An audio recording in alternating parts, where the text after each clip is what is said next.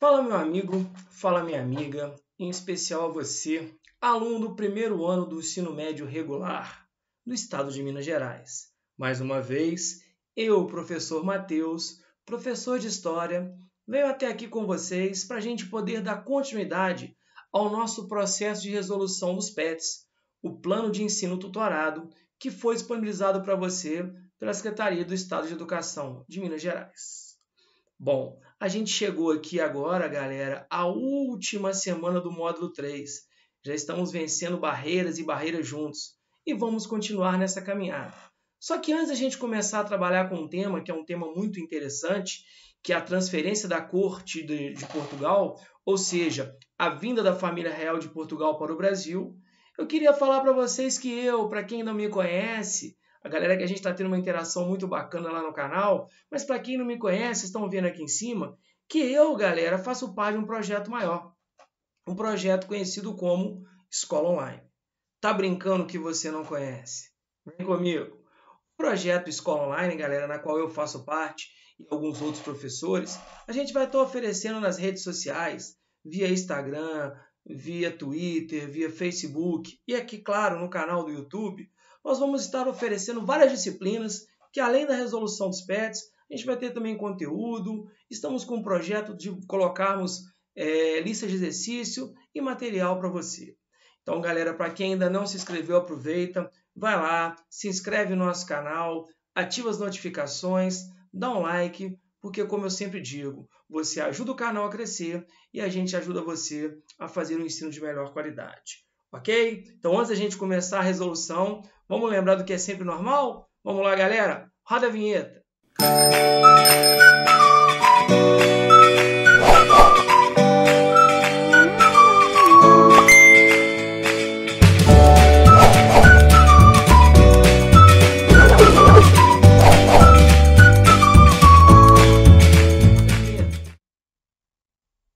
Bacana, né? Então, galera, vamos começar a falar do que se trata. Bom, o assunto de hoje vai falar sobre a fuga da corte portuguesa. Vamos lá, galera.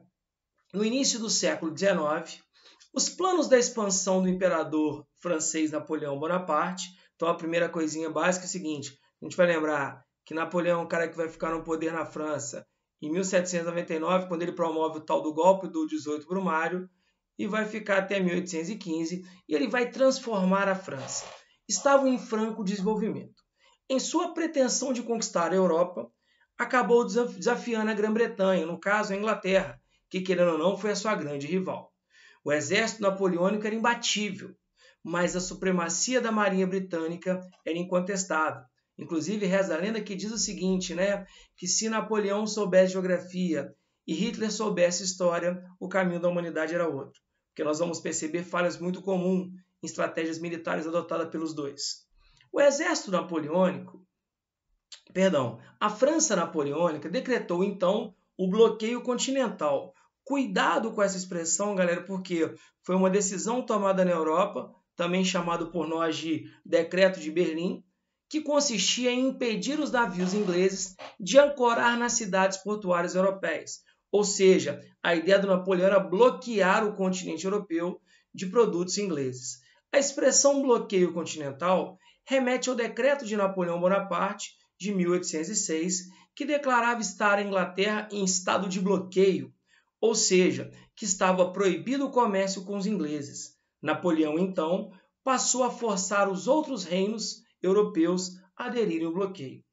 Foi nesse contexto que o governo de Napoleão voltou seus olhos para o pequeno reino de Portugal. Então, olha Portugal entrando na brincadeira. Por quê? Porque quando Napoleão estabeleceu o bloqueio, qual que era a regra?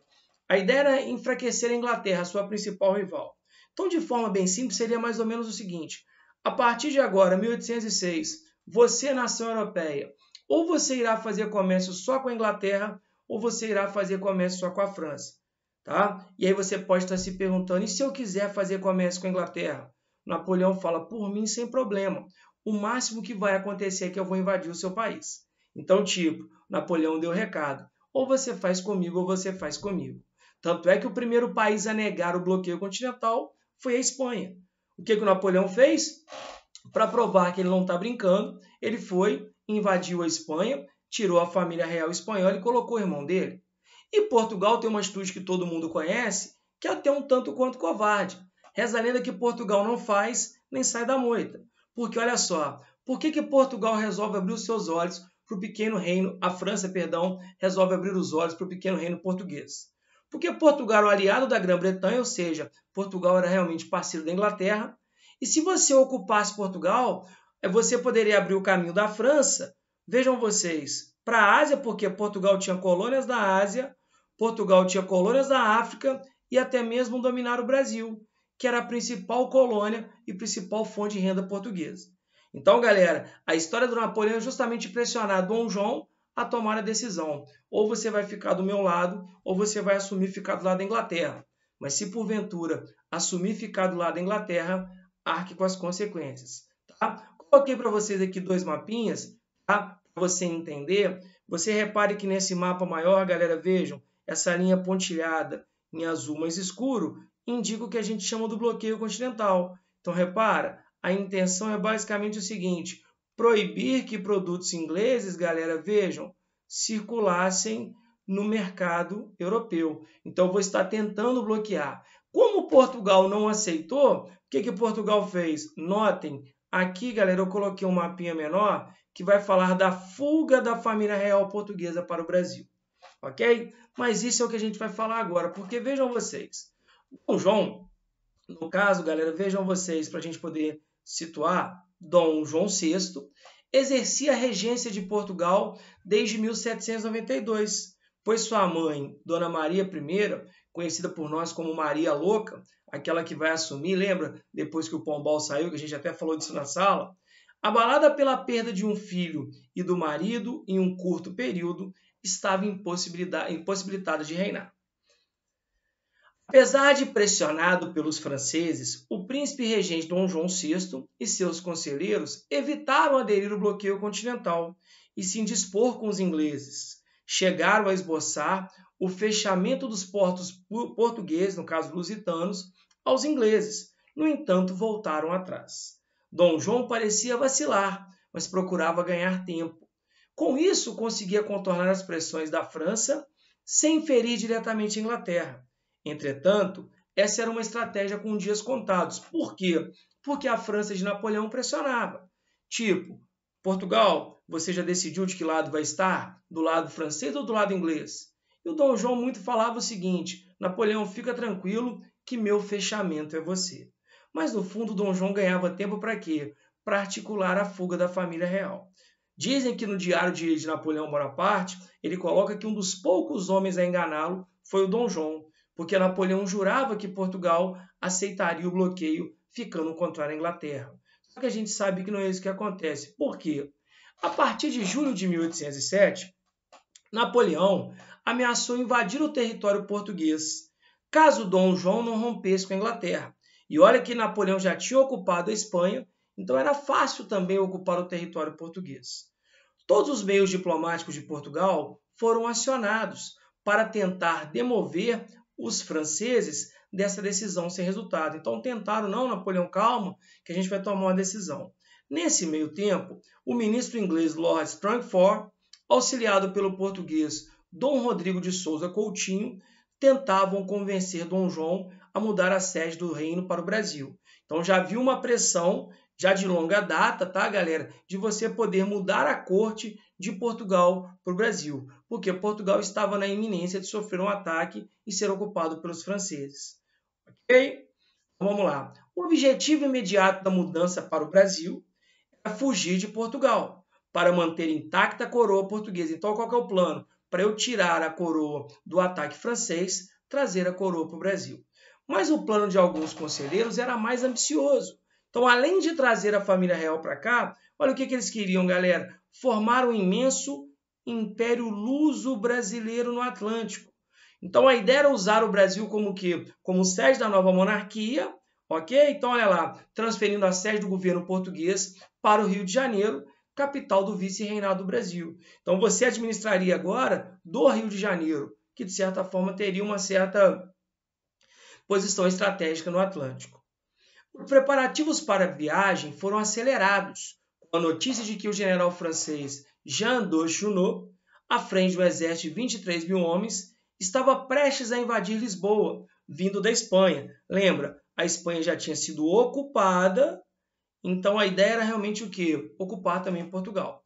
A esquadra, levando boa parte da corte portuguesa, partiu na manhã de 29 de novembro de 1807, escoltada por navios britânicos. Tá? Dizem que o plano inicial é que você trouxesse cerca de 6 mil pessoas, vieram quase 18 mil. Né? Aquela história do amigo do amigo. Saíram às pressas de Portugal para cá. E, claro, com a escolta da Marinha Britânica. Logo em seguida, as tropas francesas chegaram à cidade. Segundo relatos, o tão temido exército francês era bem menos numeroso, estava bastante enfraquecido, com soldados maltrapilhos, esfomeados e sem munição suficiente para conquistar o que quer que fosse. Então já ouvi falar, historiadores comentam, que se Portugal resolvesse ter continuado no seu território e enfrentado as tropas francesas, provavelmente era capaz de derrotar o tão temível exército napoleônico. Mas o fato é que nessa situação eu estou dando início, galera, para quem se lembra, tá? Para a galera que tem memória de história, eu estou dando início aqui ao chamado período joanino, que é o período onde a família real portuguesa, liderada por Dom João VI, estão fugindo de Portugal, estão vindo para o Brasil. Então, de 1808 a 1821, o Brasil se torna sede da monarquia portuguesa. Show de bola? Vamos lá, galera, olha aqui. Explique a seguinte frase. O governo de Napoleão voltou seus olhos para o pequeno reino de Portugal. O que a gente colocou, galera? Olha só. Por que agora Napoleão está olhando para Portugal? Que até então não era privilégio, não era prioridade.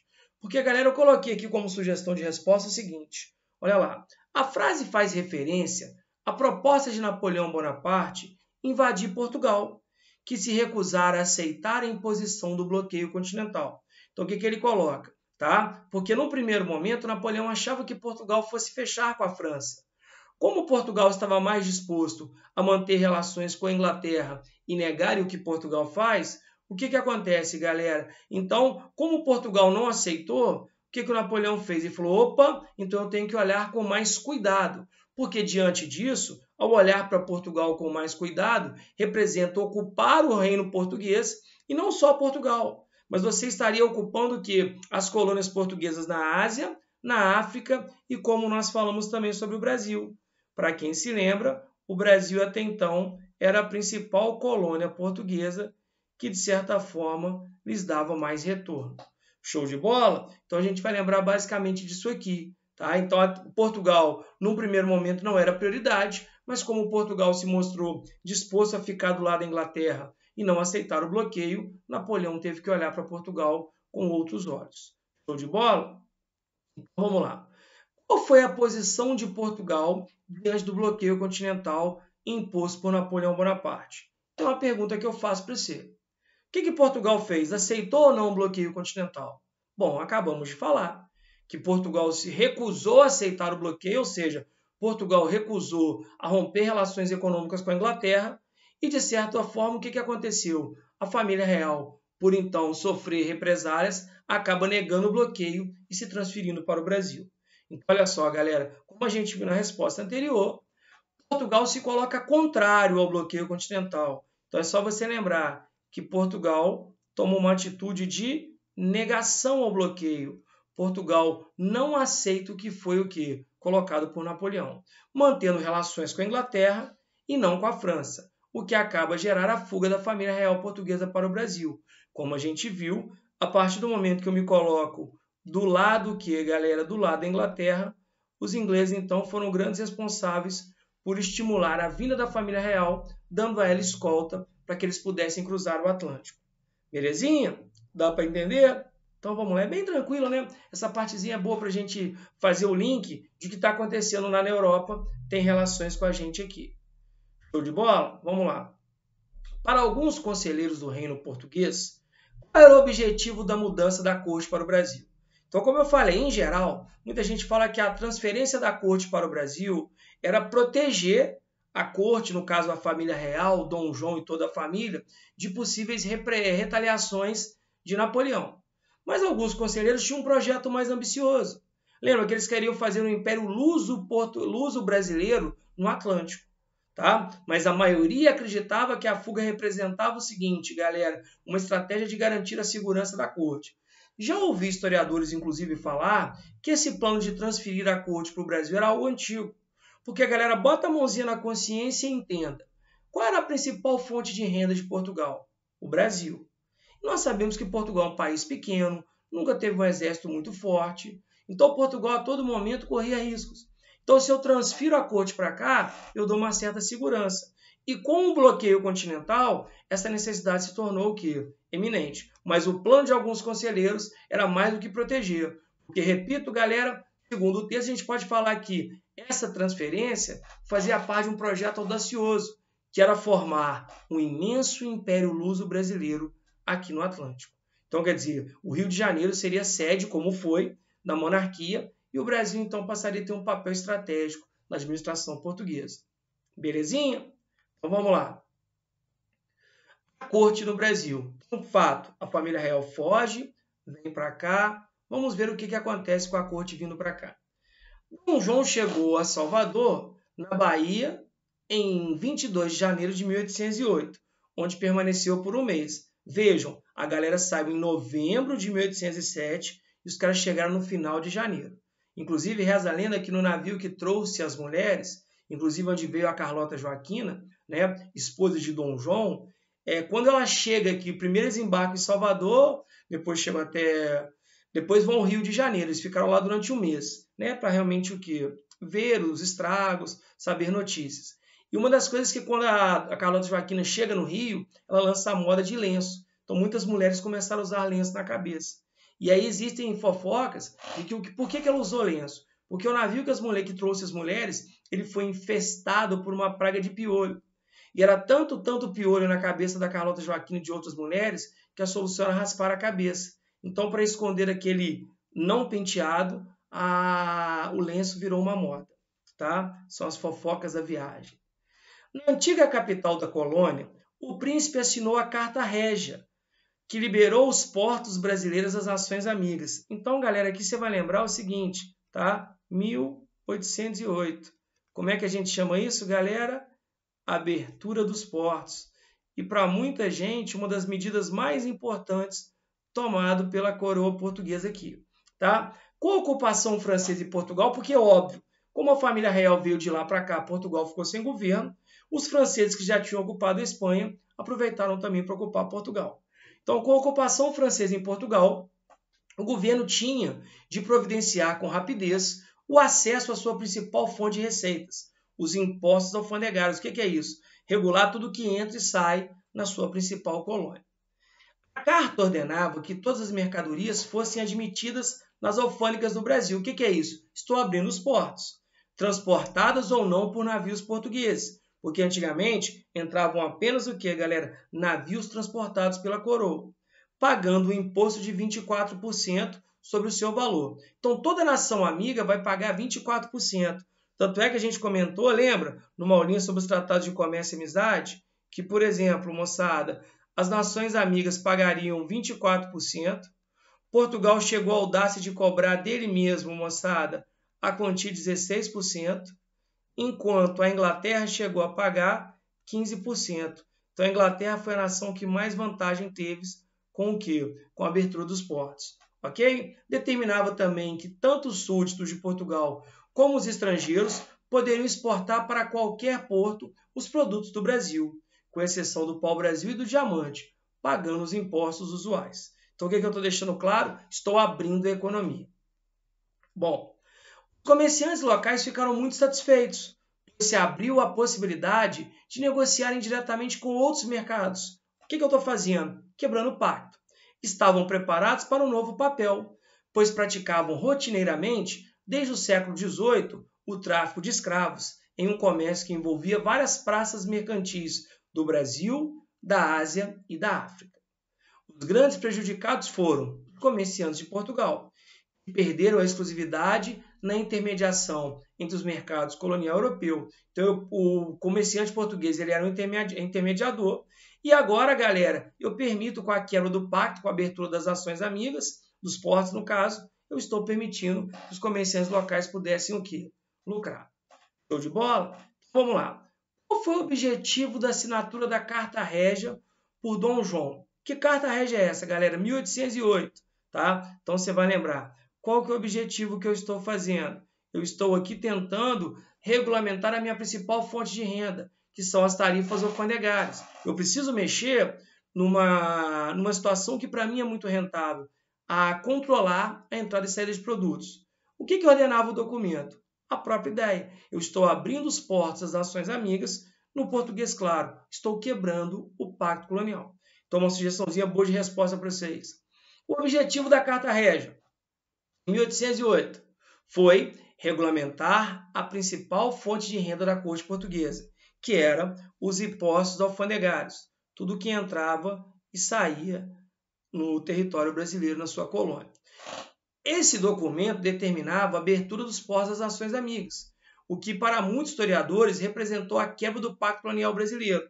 Algumas pessoas dizem que aqui no português claro, o Brasil literalmente está mudando de dono. Porque quando eu falo abrir os portos às nações amigas, eu estou literalmente entregando o que, galera? O Brasil de Portugal para Inglaterra. Show de bola? Vamos lá. Qual foi a reação dos comerciantes locais? Explique. Gente, a reação foi de quê? Satisfação, óbvio. Por quê? Porque agora eu não estou mais vinculado à regulamentação da coroa. Então eu vou quebrar aquele monopólio dos comerciantes portugueses, e agora, se eu não tenho mais o pacto colonial, eu vou ter autonomia para negociar diretamente com outros mercados. Para você entender o pacto colonial, eu coloquei um esqueminha aqui. Porque antigamente, lembra, a gente era exclusivo, tudo que a gente produzia, no caso o Brasil, colônia, lembra, eu tenho que mandar para Portugal metrópole. Como na verdade foi feita a abertura, eu estou literalmente quebrando esse pacto e permitindo uma livre negociação. Então, para os comerciantes locais, isso foi muito positivo. Para os comerciantes portugueses foi péssimo, porque eles perderam o monopólio. Agora, para os comerciantes locais, foi uma maravilha. Show de bola? Vamos lá. Tá? Último texto aqui. Residências nobres. Quando da chegada da corte portuguesa ao Rio de Janeiro, o vice-rei do Brasil, o Conde dos Arcos, reservou seu palácio para a moradia da família real e sede do governo, mas Dom João preferiu ter como domicílio a Quinta da Boa Vista, oferecida pelo negociante português de escravizados Elias Antônio Lopes, em troca de inúmeros benefícios.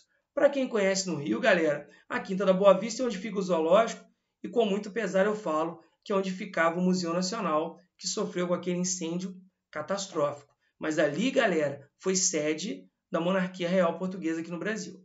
Monarquia real da monarquia portuguesa, perdão. Ok? Muitos dos demais nobres requisitaram outras residências para o príncipe regente e foram atendidos. Por quê? Está vindo toda a corte para cá. Era um privilégio da nobreza de Portugal tomar posse de moradias, mesmo que os proprietários as habitassem. Porque, galera, você tem uma casa boa e se o cara que está vindo a serviço do rei gostar, ele vai mandar você sair. Você fala, como assim? Olha o que o texto continua falando, galera. Na verdade, havia um sistema chamado de aposentadoria. Então, o que era aposentadoria naquela época, galera? Que consistia em dar alojamento, ou seja, aposento, a quem estivesse a serviço do rei ou acompanhasse em alguma viagem. Era o caso dos funcionários reais e dos nobres, que chegaram ao Rio e que solicitavam uma moradia ao príncipe regente. Então, eles não iriam ficar na rua. Então, qual que era o procedimento? Na casa em questão, colocava-se a sigla PR, príncipe regente, e os ocupantes eram obrigados a sair, mesmo sendo os proprietários da moradia. O proprietário não perdia o imóvel, que passava a ser alugado pelos novos moradores. Mas imagina, o cara bater na sua casa e falar, olha, essa casa a coroa quer. Então você não entende, a sua casa ela é marcada. Tá? Quando uma residência era requisitada, a população ironizava, dizendo que a sigla representava põe-se na rua, ou prédio roubado. Tá? Então olha que loucura, você é expulso da sua própria moradia. Tá? Mesmo que você recebesse. Então isso gerou, galera, uma revolta muito grande na população, principalmente que morava no Rio de Janeiro. Então vamos lá. O sistema de aposentadoria servia para que funcionários da coroa a trabalho pudessem ter acesso a uma habitação local para onde foram enviados. ou seja, eu tenho que dar aposentos a ele. Por que essa prática se tornou tão odiosa para a população do Rio de Janeiro? Galera, por que a galera, desculpa o termo, por que a galera ficou bolada? Por que a galera ficou possessa? Por que a galera ficou puta? Porque eu estou sendo tirado da minha casa. Mesmo que a minha casa eles me paguem um aluguel, mas não é o quê? O que eu quero. Olha lá, a prática do sistema de aposentadoria consistia em dar moradia, ou seja, dar aposento a quem estivesse a serviço do rei. Entretanto, essa prática desalojava os moradores de sua casa, mesmo que você fosse dono, gerando uma indignação diante da população do Rio de Janeiro, que passou a ironizar tal medida. Até que você tem aqui a demarcação ali, ó, R, esse na rua, né? Propriedade roubada, ou seja, a coroa está roubando a minha propriedade. Mas então isso criou um mal-estar muito grande, entre várias outras reclamações. Beleza? Então, galera, fechamos aqui a semana 4. Mais uma vez eu agradeço a participação e a colaboração. Quem ainda não se inscreveu, vai lá, se inscreve, ativa as notificações, porque, galera, tamo junto nessa empreitada. Mais uma vez, grande beijo, fiquem com Deus e até a próxima.